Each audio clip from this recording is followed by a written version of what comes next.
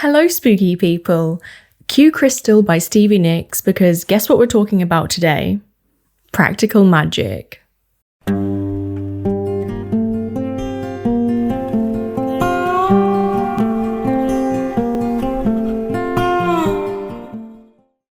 Hi everyone, welcome back. I'm Jacqueline and today we're delving into one of the most iconic cult classic films, which is of course Practical Magic. This video has been a while in the making.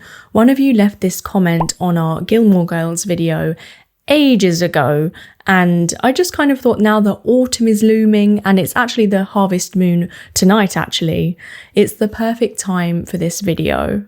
I think it's set in summer, but it obviously ends at Halloween, and we're kind of at that period of the year right now. And with spooky season just around the corner, I think that it's the perfect time of year to add some magic to our own homes. And of course, if you are new to the channel, I just want to welcome you. I really appreciate you joining us. We talk about interior design, home decor, graphic design, and even art. So if any of those things interest you, feel free to stick around. So if you're watching this and you don't really know what I'm talking about, or you can't quite remember, Practical Magic is a 1998 film based on Alice Hoffman's novel. The film's unique mix of witchcraft, heartwarming sisterhood, and themes of love, loss, and empowerment resonated deeply with audiences, although not initially. What's wild to me is that it received overwhelmingly negative reviews upon release, but it's safe to say that over time it has wholeheartedly become a cult classic. The story, actors, and of course the visually enchanting setting has created that enduring appeal. I absolutely love Sally. That's who I think I am in my head, perhaps because I'm a bit delusional. The sense of female empowerment, sisterhood, the cozy, timeless aesthetic, and its celebration of unconventional family have kept it beloved, especially among fans who cherish its quirky, whimsical vibe and nostalgic feel-good nature.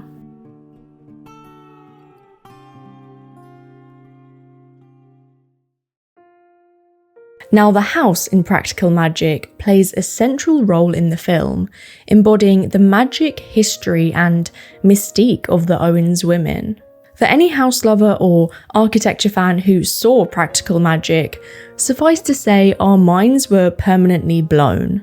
It was the apex of Victorian dreams, a giant white sprawling home, a widow's walk, turret, witchy vibes, and curving staircase.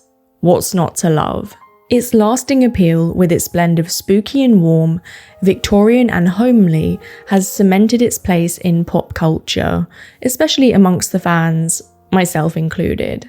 Now, it's quite confusing because the film is set in Massachusetts, which I can only assume is due to the whole witch trials.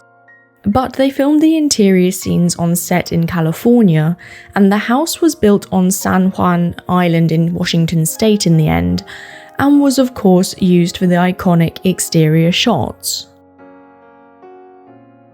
Production designer Robin Standifer said that the house was so realistic looking that after filming they got a phone call from Barbra Streisand asking where the house was and saying that she was actually interested in buying it. Awkwardly, the production designer had to tell her it's fictional, and unfortunately it's been torn down too. So sorry guys, yeah, it's not real. It is quite sad that it's not a real house that you can visit, I guess. There's many just like it, to be honest with you, but I think the production designers did an amazing job. The set piece was inspired by late 19th century scrollwork and East Coast lighthouses, as well as Victorian homes. The term Victorian architecture is actually tremendously broad because there were in fact many different styles during Queen Victoria's reign. These styles involved anything from Gothic Revival, Italianate, Shingle style, Second Empire, and many more. And of course, what I consider a Victorian home here in the UK is very different to those of you who live in the US. So there's that too. The Carson Mansion is another famous Victorian home, this time a real one. Located in Eureka, California, it was constructed in a curious mix of styles that include Eastlake, Queen Anne, and Stick. And for the Owens house, it's hard to place it into a specific style too, because obviously it was built for set. But I think most of the elements are taken from the Queen Anne style. Queen Anne architecture, a prominent style of the late Victorian era, emerged in the United States in the 1880s and remained popular until the early 1900s. When the style crossed from the UK to the US, it took on a new form and it became highly eclectic and exuberant, incorporating a mix of different influences, including Gothic, Tudor, and classical elements. In the United States, Queen Anne architecture thrived particularly in the Northeast, Midwest, and San Francisco.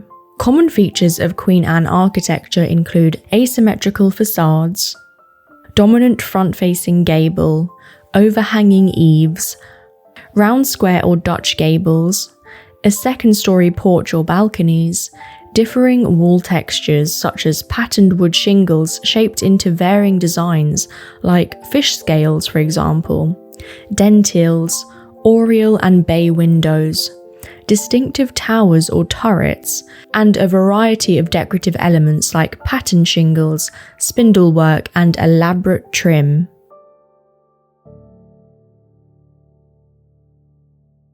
Something else we see a lot of in the movie is the elaborate greenhouse. The natural and botanic themes in the movie just make it even more mystical. Victorian greenhouses, also known as glasshouses or solariums, became popular during the 19th century as advancements in glass production and ironwork coincided with a growing interest in botany and horticulture. Victorian greenhouses not only helped fuel the era's fascination with exotic plants and gardening, but also played a crucial role in scientific advancements related to botany and agriculture. The first notable Victorian greenhouse was the Palm House at Kew Gardens in London, completed in 1848. Soon, wealthy landowners across Europe and the US built their own greenhouses, often as a focal point to their gardens. The Owens Solarium is a homage to greenhouses of that era.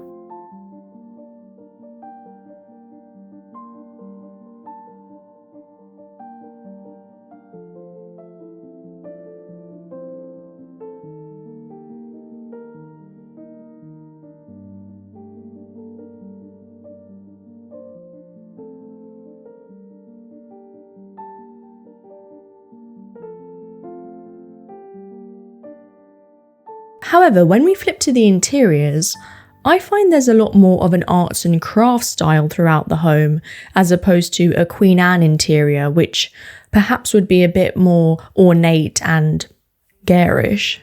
So look at arts and crafts interiors for some inspiration there.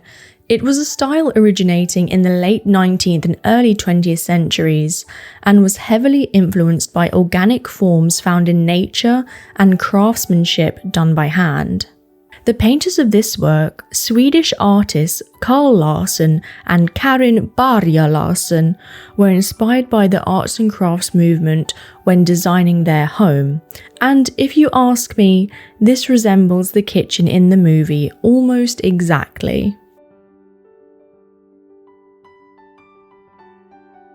In terms of the colour scheme, the house is a rich blend of warm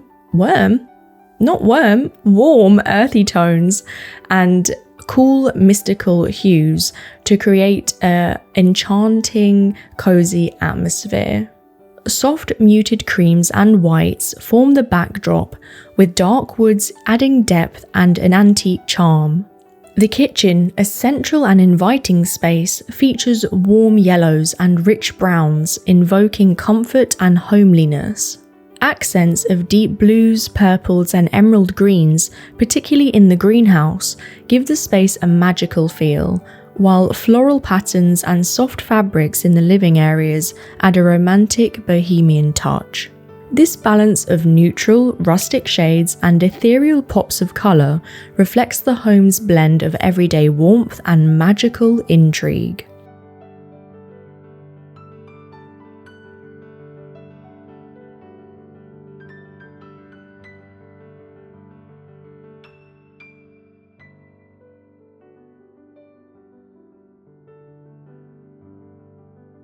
Before we look at practical magic decor, let's look at textiles and patterns that can bring your space to life and give it that charm. I think because it's a 90s movie, we also get those nostalgic throws, like the netting curtains, crazy patterned sofa, which looks like something from Laura Ashley, and I found Sally's bedroom particularly 90s-esque with the stucco effect wallpaper with stencil border, which, whilst yes, nostalgic, it's not very fitting with the house, I don't think, in my opinion. But again, it was all the rage in the early 2000s to create that kind of Tuscan look. Instead, what you could do is go for a more arts and crafts style, which is perhaps more in tune with the house.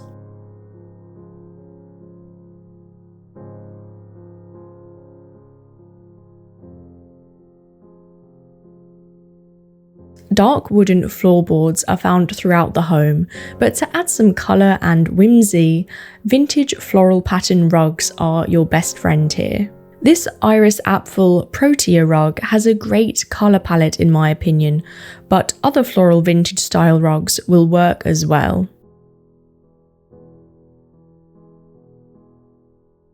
Sometimes this type of wood panelling is called craftsman style. William Morris wallpapers are perfection to achieve this look. Additionally to that, botanic print wallpapers. Something green and naturalistic. Don't go for anything too dark or multicolour for that matter. Something a lot more earthy and pure will replicate that found in the film. Robin Standiford chose the wallpaper design of birds and entangled vines because the aunts in the movie were all about nature.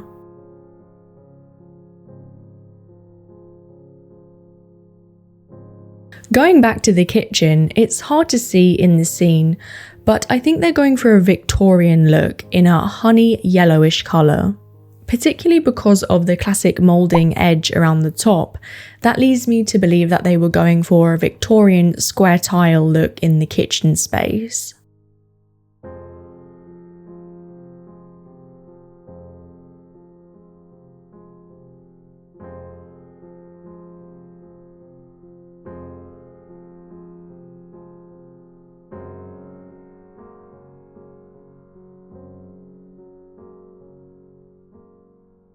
Of course, a major part of decorating sets and giving them character is by finding unique and interesting furniture. And of course, antique and salvage pieces were used to not only create a historic look to match the exterior, but also bring about a witchy quality to the space.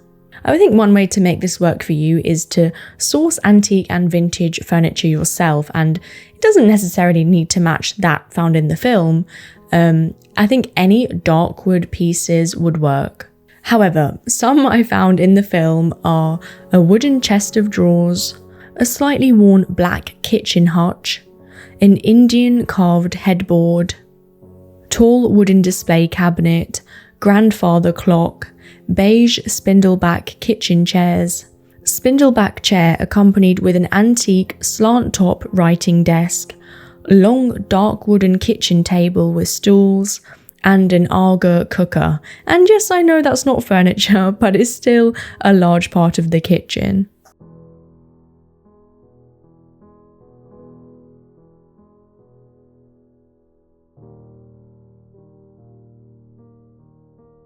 I don't think light fixtures play a crucial role in the set design, simply because I think they wanted to create the illusion of lots of sunlight in the day, and then at nighttime obviously using lots of candles to create that cozy, witchy setting. However, I did spot pleated lampshade table lamps, double lampshade sconces, and of course hanging stained glass lighting, which does fit the Victorian set design.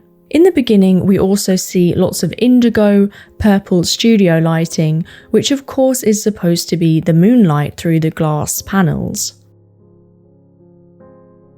But I think it would be fun to get purple lighting or purple light bulbs. Nowadays, you can get a light bulb and control it using your phone and change the colour instantly. So that could be a unique way to try and replicate that moonlit ambience into your space.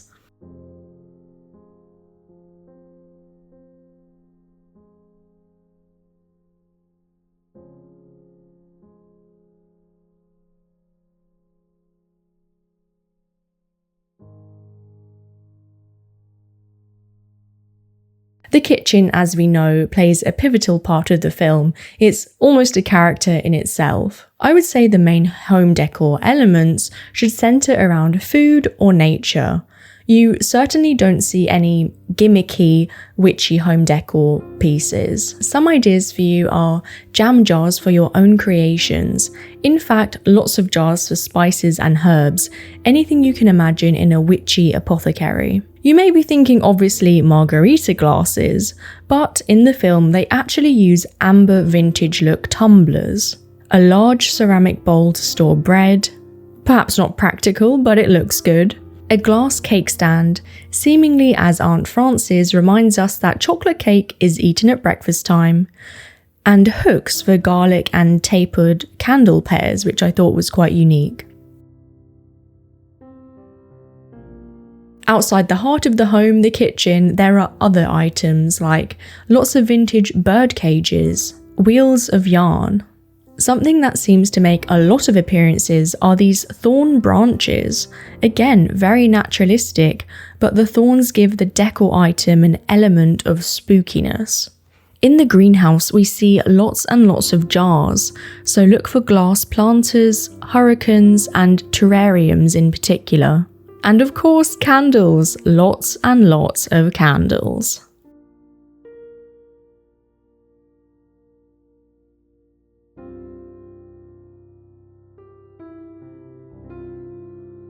In terms of plants and flowers for within the interior, peach cut roses in a ceramic vase and a large bowl of faux pears on the kitchen table are exactly like they show in the movie.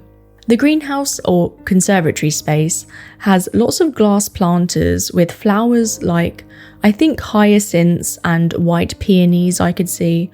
I actually noticed all of the flowers in the scene are white, which I assume is merely for the cameras so that the blue lighting can bounce off the petals for the scene, but nonetheless, they're still beautiful. Now, around the magnificent exterior was of course the garden, a place where they spend a lot of their time, and I can only assume it's also where they grow the herbs for the shop. Aptly, a vast herb garden should be found here, as well as potted herbs along the kitchen windowsill in rustic terracotta pots. Also outside, a pergola or garden archway too, for perhaps something like a rambling rose, and finish by hanging Moroccan lanterns from above. Some kind of climber up the side of your house like an ivy or jasmine. Lots of climbing plants are featured in the film, and I think that adds to the magical flair of the house.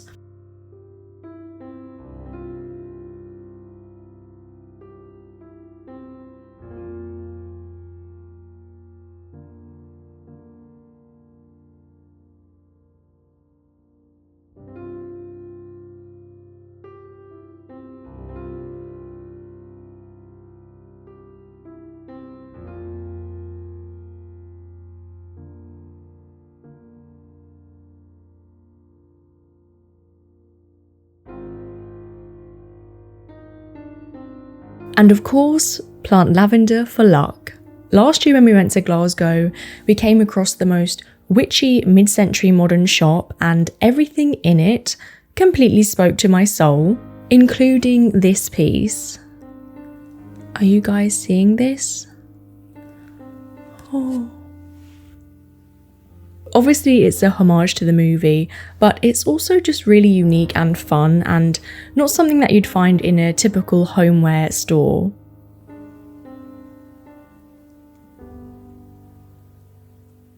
The artist's shop is called Bubblegum Kitschville, and she makes all kinds of witchy, pop culture inspired illustrations, and I'll leave her Instagram in the description in case you want to buy any of her art. Other than that, there are old painted portraits, which I can only assume are past family members in the hallway and staircase. A bit creepy for my taste, but that might be perfect for your home, as well as botanic studies and lepidopterology.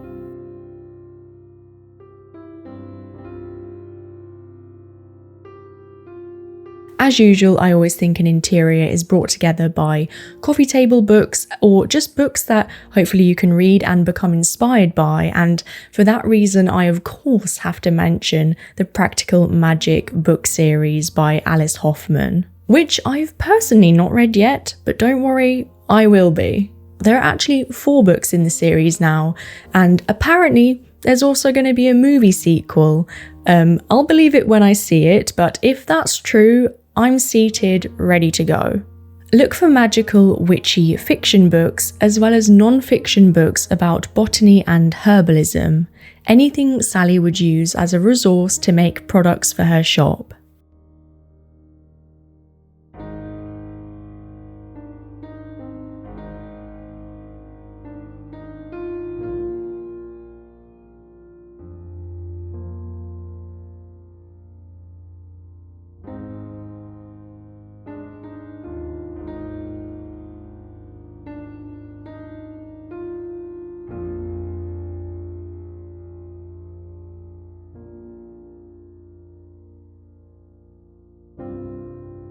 What's the movie you always rewatch around this time of year?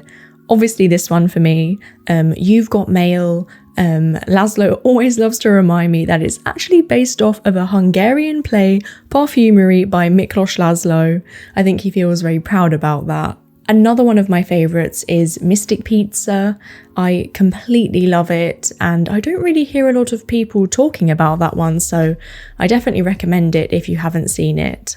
Maybe because it takes place during autumn in this small coastal town, and I live by the sea, so perhaps I can relate to a coastal fall setting. Please leave a like or a comment if you enjoyed the video.